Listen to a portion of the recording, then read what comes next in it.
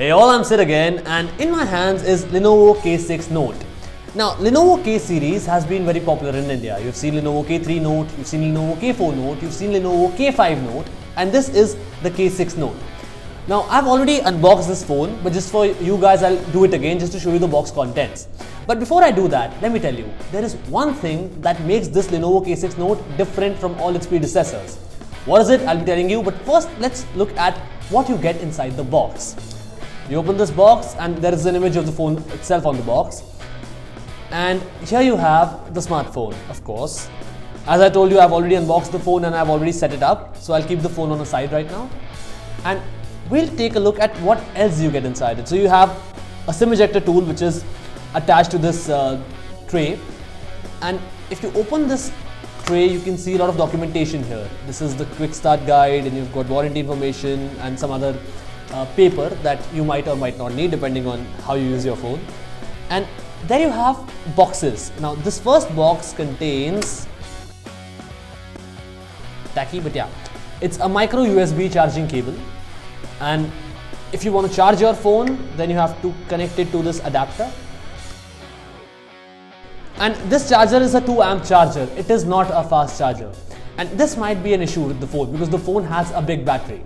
But let it be on the side right now while I take a look at the last content of this box, which is the headphones, in my opinion.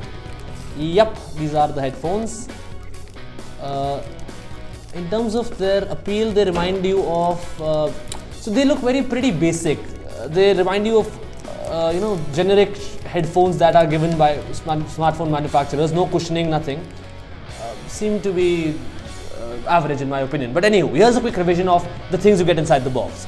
You get the phone, you get the charging cable, you get a charging adapter, you get a lot of warranty information, you get a SIM ejector tool, and you also get a pair of headphones.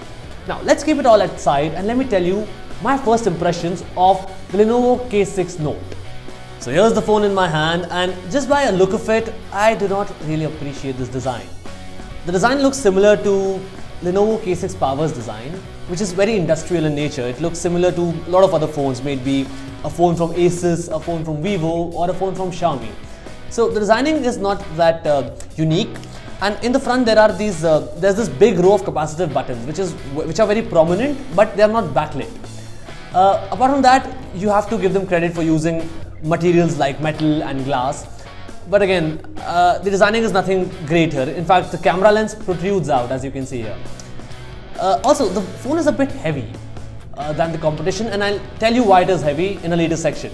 But right now, let's talk about what you get inside this phone. So you get a 5.5-inch Full HD display, which is an IPS LCD display.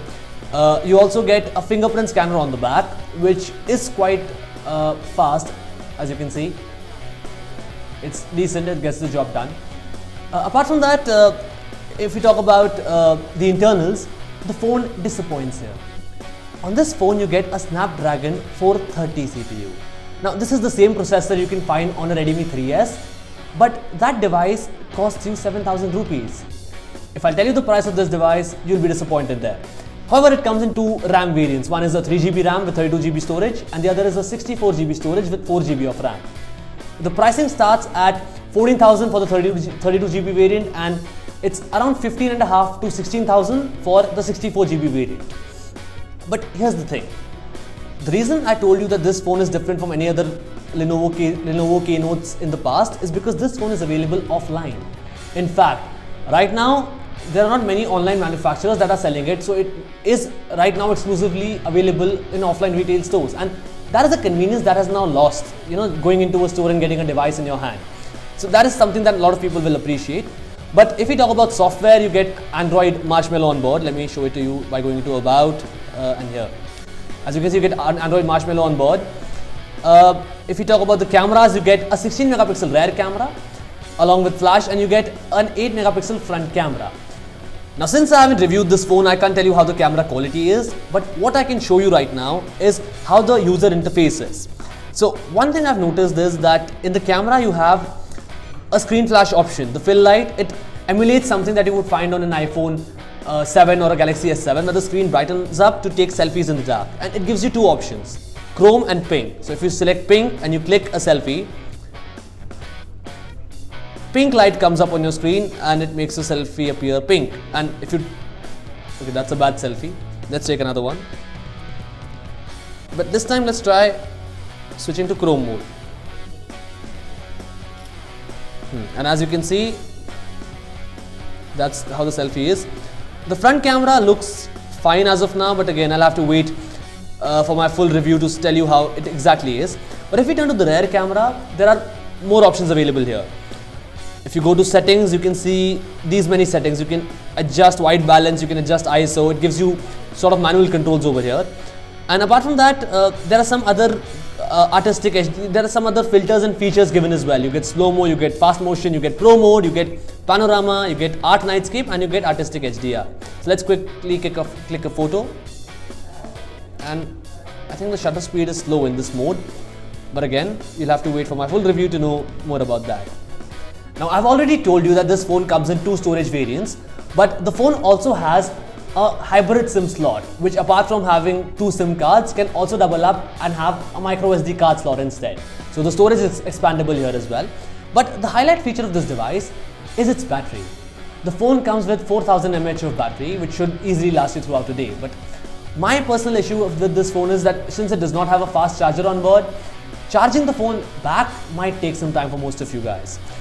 Now, I've already told you that the phone comes in 2 storage variants, a 32GB model and a 64GB model. But what I didn't tell you yet is that the phone also has a dual hybrid SIM slot, which means you can either use 2 4G enabled SIM cards on this one, or you can pop in a micro SD card slot instead. So the storage here is expandable. Apart from that, you get what you get on many other Lenovo phones, which is the Vibe UI. I like the Vibe UI. It has a stock look and feel, as you can see. But there are certain issues it has. Number one, it has a lot of bloatware. As you can see, I have not installed a single app on this phone. All these apps came pre-installed. May it be the Evernote app, may it be the McAfee security app, may it be ShareIt, and may it be UC browser and Skype. So that is something that not everyone appreciates. But if you go into settings and you go to this tab called features, you can see that this phone, let me open it for you. You can see this phone has a lot of features on board. For example, this Knock 2 light is a double tap to wake feature, which I personally like. Let me show it to you. When the screen is off, you double tap and the display wakes up. Now that's a very convenient thing to have and I appreciate it, and there are many other gestures here. You can check out my Lenovo K6 power review. The gestures are the same to have a more light on that.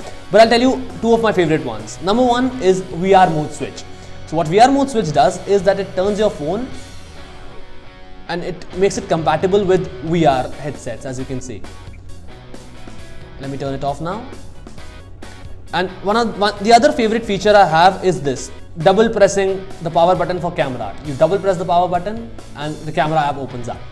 So it has some nifty features on board, but for 14,000 rupees, giving Snapdragon 430 CPU is unjustified. You can get the same kind of a CPU on the Redmi 3S for half that price. And Lenovo had to do something exceptionally better if it needs to stand out and command that kind of a premium. But as of now, I cannot think of any gesture, any feature, any inclusion that is worth it. However, you have to wait for my full review to know more about the camera performance, more about the battery performance, and more about the performance in general. But what I'll tell you is that this phone has something that other phones do not. This phone has offline retailing, which means you do not have to wait for flash sales, you do not have to imagine how a phone is, you do not have to trust my review on it. You can go to a shop and buy a smartphone. But having said that, it'll be interesting to know how this phone competes with the likes of Moto G4 Plus, with the likes of Xiaomi Redmi Note 3, with the likes of an Asus Zenfone 3 Max for that matter. All these phones have better processors than this phone, and all these phones have on paper better features. To know the answer to this, you have to wait for my full review, and for that the best thing you can do is hit subscribe and stay tuned to our channel. Meanwhile, do not forget to give likes, share this video, and do come back for more videos. See you again. Ciao.